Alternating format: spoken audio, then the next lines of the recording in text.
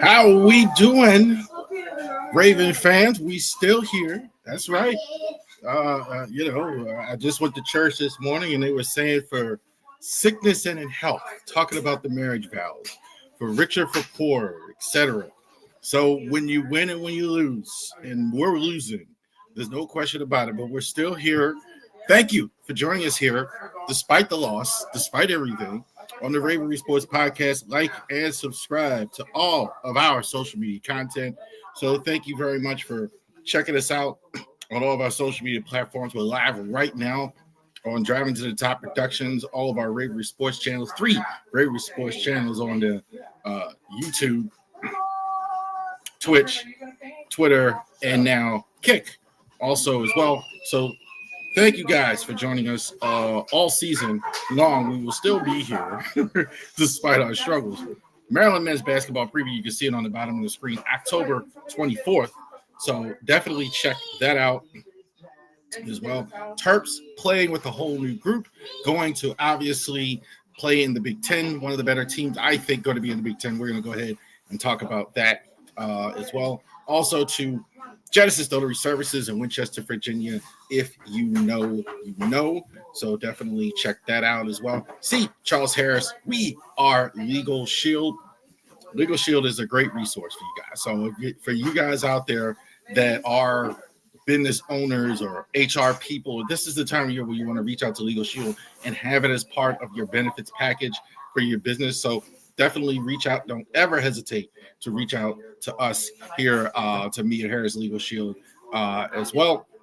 And of course, our flagship, RavenReSports.company.site. During the game, you saw the link. If you looked on our Twitter page, the links to where you could go ahead and get those Zay Flowers jerseys on there as well. Zay was one of the few bright spots today. Man, I got to say, though, I did not expect the margin of victory, 44-10. The Texans, the first time they've ever won in Baltimore, I believe. They kept Iron Eagle, and J.J. Watt kept repeating it. Funny enough, J.J. Watt was on the receiving end of a lot of those as a Texans player.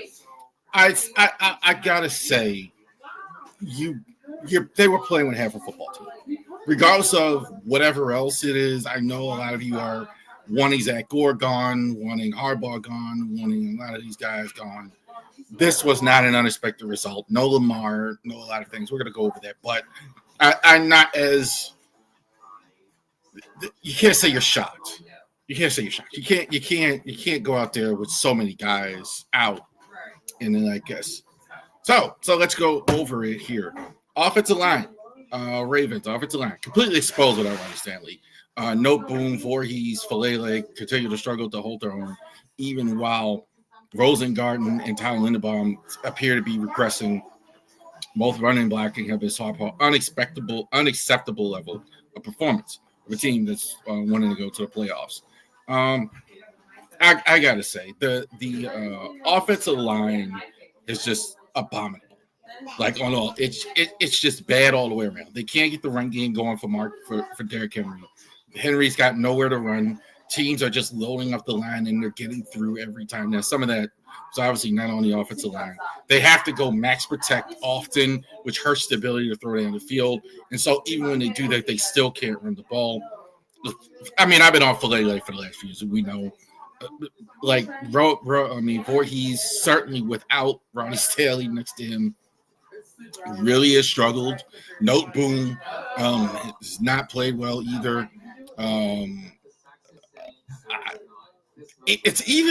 I think it even made worse, obviously, Tyler Linderbaum and Roger Rosengarten. Rosengarten has been up and down all year long. And I think I'm not even sure how to blame him because it's not even because of the bad play around him. Linderbaum with a bad penalty. It's just not going to work. This is unacceptable. This line is not even going to, now you don't have the best quarterback in the league back there. You got Cooper Rush. He couldn't set up, couldn't run the ball. Teams that were just, 3 picks. I mean, this line, this is the one area I believe, even if the cavalry comes back and you are able to fix it, which I don't know if you have time to, you got to get much better. You got to get much better. So you can't have a whole season of this very, very poor O-line play. You just can't have it. You can't have guys getting pushed around. I mean, just the whole game. I mean, Voorhees was just getting pushed back the whole game. No Boom.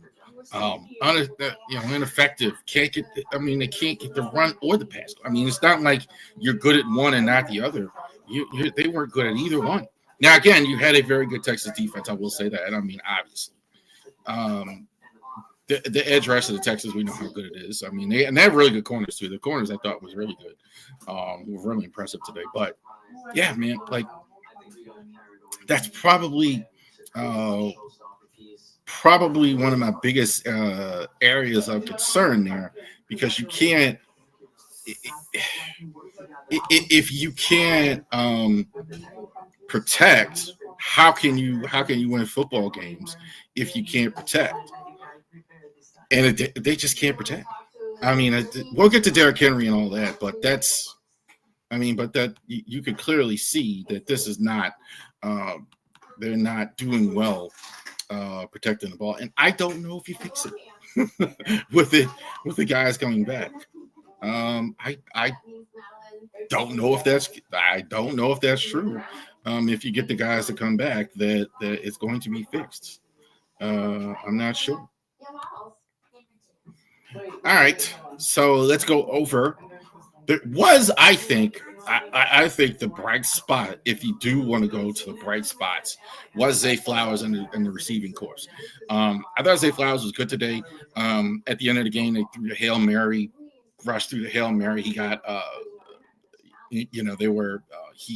sorry, that wasn't Zay Flowers. That was Bateman. Got Bateman. Bateman kind of slowed up on the route a little bit. The DB was able to pick the ball off for them. Zay, I thought's been good all season. I thought he was good again today. I think the receiving corps has been good. DeAndre Hopkins, again, the impressive 29-yard grab in the first half. He's getting the 50-50 balls as well. I do think that's good. So you're getting, I think I said before the season, you're getting good receiving play. Zay Flowers looks good.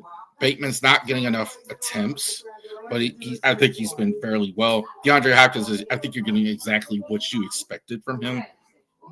Not a lot of catches, but a good 50-50 in red zone and tight traffic. You're absolutely getting that from him. The tight ends looked again like just totally lost today. I thought again, likely it seems like they brought him back. I don't know what's going on. They haven't been able to get involved at all.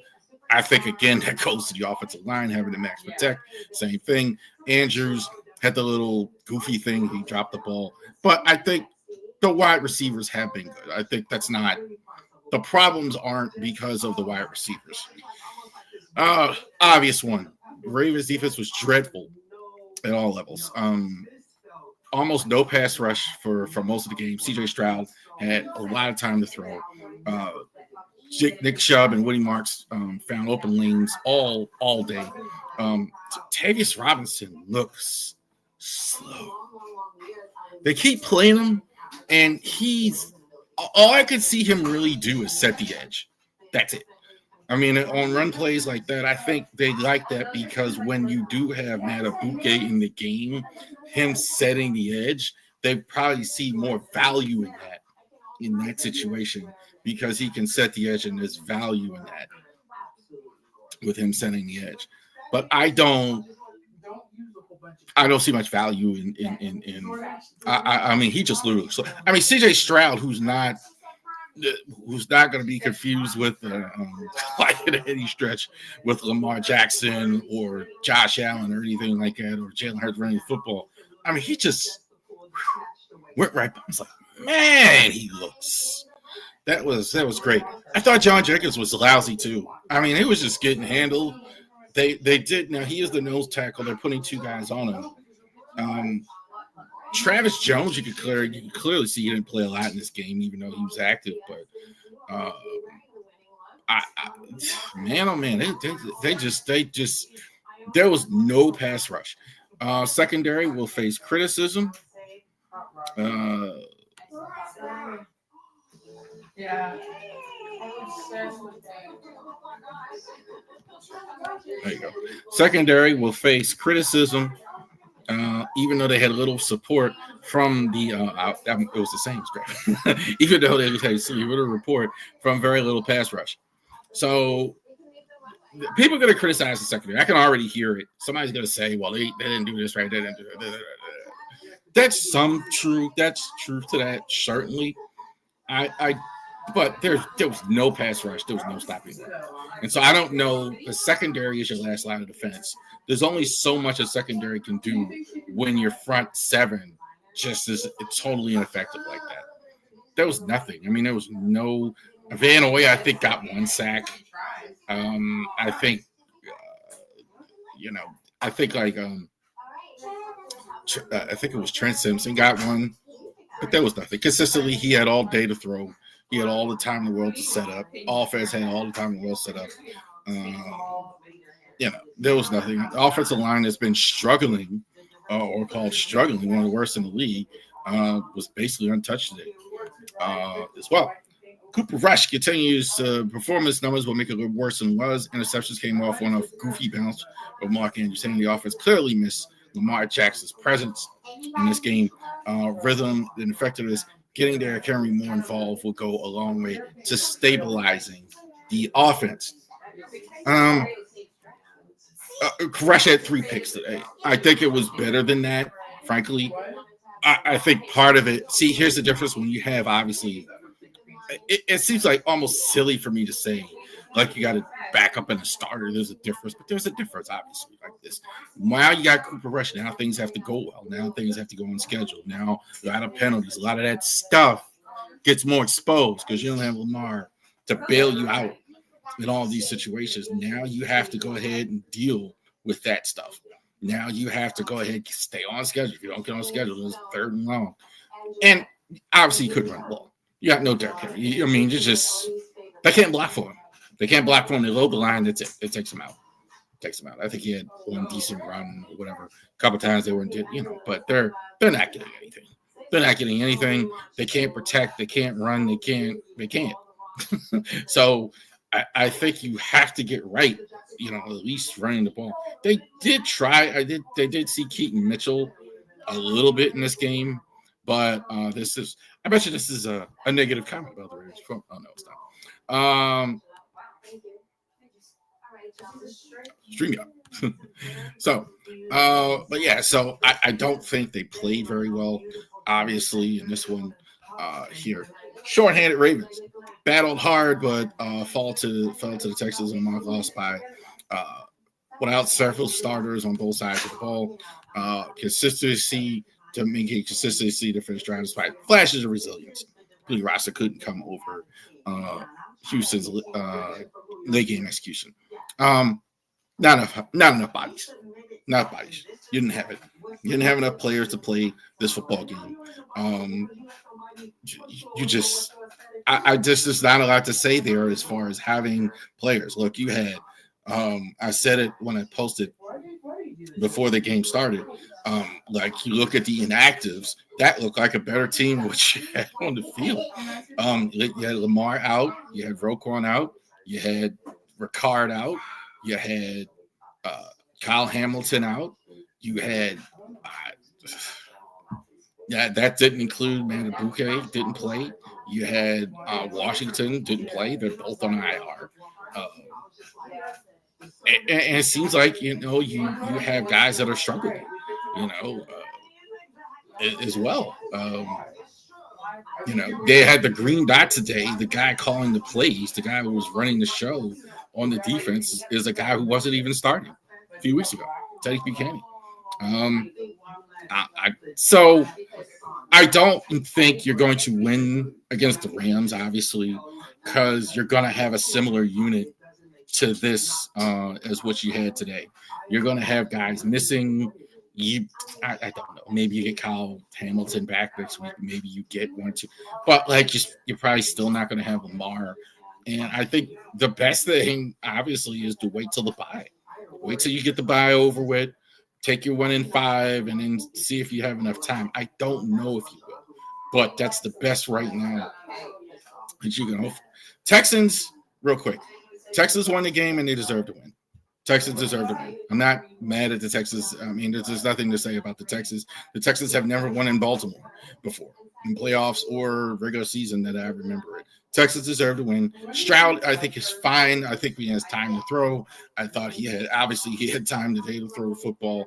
I think the defense is pretty good regardless. I think that's I think some of the Ravens struggles even on offense it's because they do have a good defense. I mean, but Texans deserve to win. I still think and they needed this game. They're also 1-3. Now they're 2-3. They're in a bit of a dogfight more now than they thought in that AFC South to actually win that division. So we will see what happens there with the Texans. But that's it. Ravens 44-10 loss at home. I'm gonna say M&T Bank Stadium has never looked like that, on or off the field. And I said that on Twitter, and I mean that. Leaving early. They were downtown. They were probably, how Baltimore, they were probably drinking some Natty Boh downtown early or driving home or on that light rail, Russell Street. And it was over. There was no reason to stay. Ravens just were totally outplayed, totally overmatched in this one. So we will keep track of it as well. Keep track. Bravery Sports Podcast, a full podcast, is going to be on Wednesday. So definitely check that out Wednesday night on this Driving to the Top Productions and on the Bravery Sports Podcast. Bravery Sports Podcast one was going to start at around 8 o'clock. So we're definitely going to go ahead and get that squared away for all you guys. Thank you for joining us. For the Bravery Sports Podcast. And thank you for hanging in with us, hanging in with the Ravens as well. You have a great day.